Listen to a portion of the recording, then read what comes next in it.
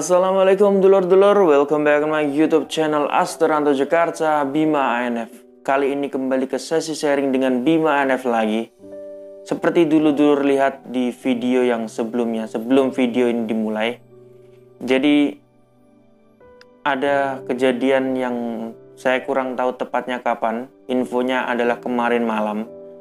Penghancuran Tugu Persaudaraan Setia Trate di Kota Sragen yang dilakukan oleh oknum dari Ikatan Keluarga Silat Putra Indonesia Kerasakti. Tanpa mengurangi rasa hormat saya kepada dulur-dulur IKSP Kerasakti dan saudaraku persaudaraan Setia Trate. Jadi saya ingin membahas video ini yang terkait dengan oknum ya. Bukan seluruh warga tapi adalah kelakuan dari para oknum.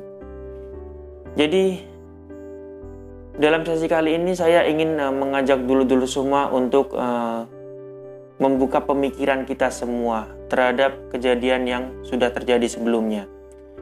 Jadi sebelumnya terjadi perusakan dari Tugu PSHWTM, dari Pagar Nusa, dari KSPI juga, dan sekarang adalah dari PSHT. Pelaku perusakan ini bukanlah seluruh atau bukanlah semua dari warga-warga organisasi yang bersangkutan. Hanya segelintir oknum. Ini menunjukkan bahwa ada sebagian dari kita yang membenci akan adanya perdamaian. Jadi mereka membuat sebuah suasana baru agar situasi dan kondisi tidak kondusif dan terjadilah hal-hal seperti ini. Jadi saya ingin mengajak dulur-dulur semua untuk membahas secara pemikiran anak muda. Anggap saja kita ini seumuran. Jadi saya ngomong seperti ini bukan berarti saya tidak pernah terjebak dalam fase kehidupan seperti itu. Hanya saja yang saya alami selama saya menjadi siswa sampai saya menjadi warga, bahkan setelah warga pun saya masih terjebak dalam zona seperti itu. Saya tidak pernah yang namanya merusak fasilitas yang berkaitan dengan organisasi atau perguruan yang berurusan dengan saya. Yang itu sebenarnya adalah segelintir oknum. Jadi saya pernah bermasalah dengan berbagai macam aliran pencaksilat dan organisasi atau perguruan.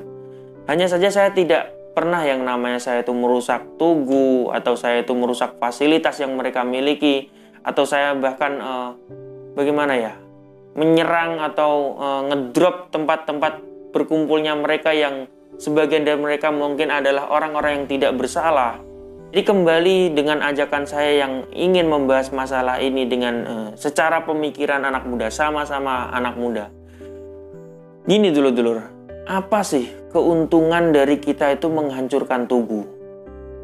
Nah, jadi apabila kita bermasalah dengan suatu oknum, ya kita selesaikan secara cepat dengan oknum tersebut. Dan apabila oknum tersebut lari dari permasalahan ini dan akhirnya tidak bisa kita temukan, ya udah, anggap saja 1-0. Kita sudah rugi, ya, kita sudah kalah cepat dengan dia yang keburu kabur setelah menyerang kita. Intinya seperti itu. Saya juga bisa ngomong seperti itu ya, saya pernah mengalami dulu. Jadi ada mereka yang ngedrop tempat nongkrong saya, terus akhirnya mereka bagian berhasil kabur. Ada yang salah satu dari mereka tertangkap.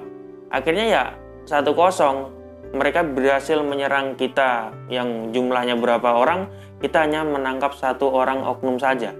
Dan hal ini tidak bisa kita lampiaskan kepada fasilitas-fasilitas yang mereka miliki atau bahkan orang-orang yang tidak bermasalah walaupun mereka berkaitan dengan organisasi mereka atau satu organisasi.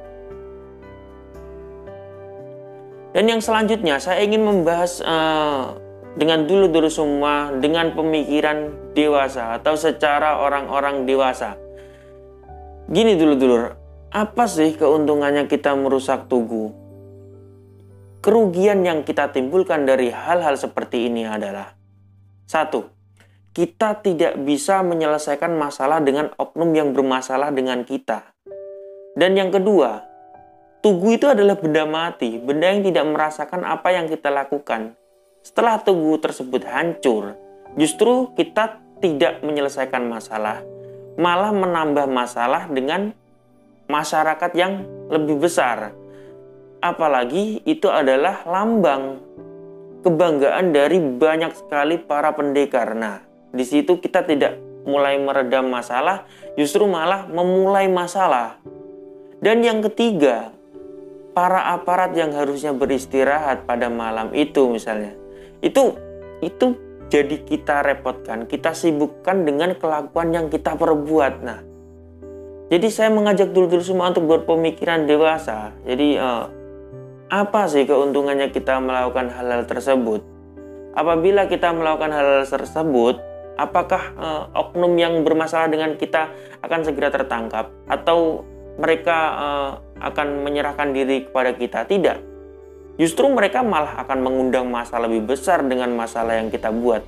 Yang tadinya kita posisi benar, menjadi salah kaprah malahan. Banyak sekali orang-orang yang tidak bermasalah, tidak tahu apa-apa, tidak tahu urusannya kita dengan oknum tersebut, jadi ikut terseret dalam masalah ini. Karena kita telah memicu permasalahan melalui emosi orang yang kita sulut dengan penghancuran tubuh tersebut.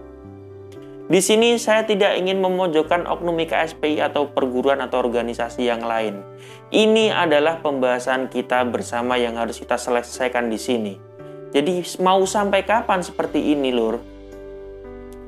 Di daerah Jawa Timur terutama, atau di daerah Jawa terutama, banyak sekali kota-kota atau daerah yang berbondong-bondong mengangkat daerah mereka atau menunjukkan daerah mereka agar disebut sebagai kampung pesilat, diakui sebagai kampung pesilat dengan jumlah pendekar yang sangat luar biasa banyaknya.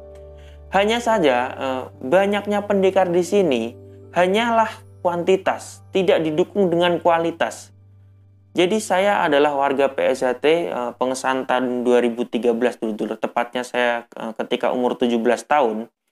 Saya sendiri merasakan saya yang harusnya pada saat itu sudah berpemikiran dewasa, diangkat sebagai warga, disahkan sebagai warga yang harusnya menjadi contoh untuk adik-adiknya. Tapi saya juga merasakan seusia segitu saja saya belum bisa berpemikiran dewasa. Apalagi dengan sekarang ini yang banyak sekali organisasi atau perguruan yang mengesahkan warga-warganya jauh di bawah 17 tahun. Nah, itu adalah bibit-bibit yang kedepannya nanti akan salah kaprah dalam mengartikan rasa persaudaraan dan solidaritas. Saya pun ngomong seperti ini juga tidak asal ngomong, karena saya juga pernah mengalami fase tersebut. Jadi kita ini seakan-akan banyak saudara atau banyak pendekar yang di belakang kita mengakui kita sebagai saudara mereka. Kita manfaatkanlah rasa persaudaraan tersebut untuk menciptakan suatu masalah yang besar yang tadinya adalah masalah pribadi, itu menjadi masalah organisasi. Kita ambil contoh. Jadi suatu ketika saya pernah melihat video atau sebuah kejadian warga PSHT dipukul kepalanya atau dihantam kepalanya, entah pakai batu atau pakai apa, lalu kepalanya bocor. Akhirnya dia teriak-teriak seperti ini, aku wong Esa dikeprok kayak gini piye lur, aku gak terima, ayo lur, geruduk lur, ayo lur, hitamkan lur, ayo grebek. Seperti itu. Dia membawa nama SH, tapi dengan posisi dia kalah seperti itu. Yang pertama yang saya rasakan adalah saya malu lur, terus terang malu. Karena apa? SH ini, apalagi persaudaraan Setrate ini terkenal dengan latihannya yang keras, latihannya yang lama, bahkan lebih keras dan lebih lama dari organisasi atau perguruan lain atau organisasi lain. Itu sudah diakui oleh organisasi atau perguruan lain. Kok kalah? Ini malu. Mending dia tidak usah bawa nama SH atau tidak usah membawa nama PSHT apabila dia kalah seperti itu. Mending menjadi orang netral saja.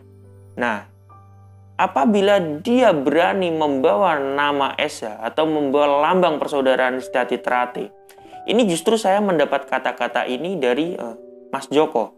Mas Joko ini adalah warga PSHWTM yang berdomisili sekarang di Cijantung, yang kemarin saya sempat ke sana, yaitu tepatnya di Basecamp 3 Matra dari PSHWTM. Jadi seperti ini, dia bercerita kepada saya, "Lur, ini ada oknum dari PSHT yang ngeroyok bendera PSHWTM. Kira-kira gimana? Tolong carikan info supaya yang mengambil bendera itu tadi mengembalikan benderanya kepada kita." Saya janji kok tidak akan melakukan apa-apa. Justru saya akan mengingatkan saudara-saudara saya, adik asuh saya, agar tidak mengulangi hal-hal ini. Maksudnya tidak syukur nggowo gendera neng tempat sembarangan seperti itu. Nah, tapi dia pun juga berkata seperti ini.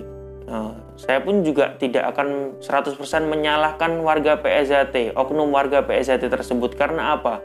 Karena saya sendiri harus mengingatkan saudara seasuhan saya ini bahwa berani membawa lambang Setyahati Winongo ini kalian harus siap mati, mengorbankan jiwa, raga, bahkan nyawa kalian untuk memperjuangkan lambang ini.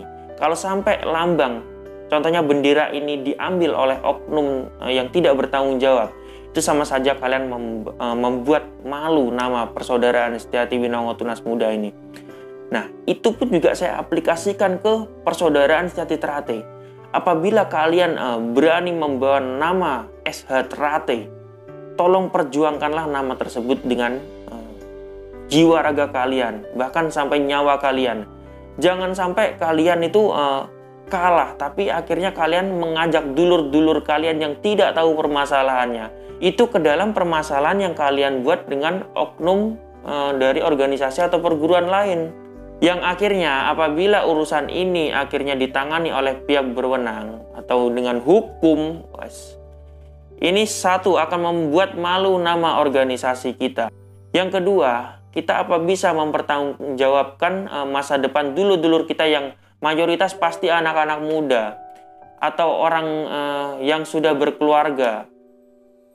Akhirnya suram akibat kita ajak untuk menangani masalah kita yang akhirnya berakhir di jalur hukum. Oleh sebab itu, kesimpulan dari video ini adalah ayo dulur-dulur, kita nyawijilah. Apabila kita memiliki masalah dengan seseorang atau dengan salah seorang oknum, ayo monggo selesaikan dengan oknum tersebut dan secara pendekar. Jadi maunya apa? Apabila kita tidak terima, namun mereka juga mengakui kesalahan mereka akhirnya, ya monggo silakan mencari jalur damai, entah minta ganti rugi atau sebagainya, tidak masalah. Tapi apabila sama-sama tidak terimanya, kita tidak terima, mereka tidak terima, ya monggo selesaikan secara pendekar, dikalangi setelah itu, duel nggak masalah. Itu lebih bijak daripada kita harus merusak atau menghancurkan fasilitas umum yang bahkan itu adalah jam-jam istirahat dari masyarakat sekitar. Dan akhirnya kita akan menciptakan suatu kondisi dan situasi yang kurang kondusif. Bahkan aparat yang harusnya beristirahat, mereka lelah, penat dengan pekerjaan mereka standby, menjaga keamanan NKRI ini seharian, itu jadi kita ganggu istirahat mereka. Karena ulah-ulah kita ini. Mengingat persaudaraan Setyahati Teratai dan IKSP Ikra Sakti ini adalah sama-sama organisasi atau perguruan yang berasal dari Madiun, Jawa Timur, semoga lekas membaik hubungan kita dan kita bisa nyawiji memperat tali persaudaraan kita bersama. Terima kasih dulur-dulurku sudah menonton video terbaru dari Bima ANF. Jangan lupa like, share, komen, dan subscribe channel YouTube Bima ANF untuk mengikuti video terbaru dari Bima ANF dan pastinya untuk mempersatukan para pesilat di seluruh Nusantara. Tetap jaga kondisi kita, semoga kita terhindar dari virus yang sedang merajalela di negara kesatuan Republik Indonesia tercinta ini. Terima kasih dulur-dulurku sudah menonton. Salam persaudaraan.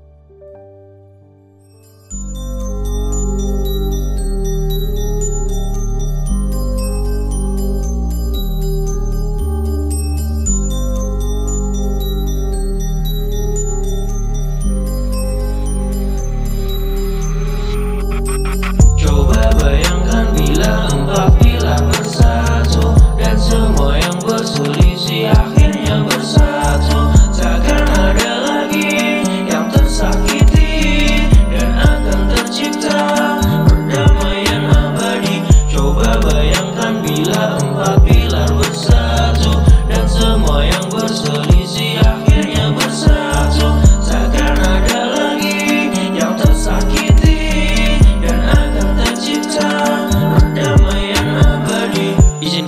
salam persaudaraan dari Kubu Mantara, Astana atau Jakarta yang sedang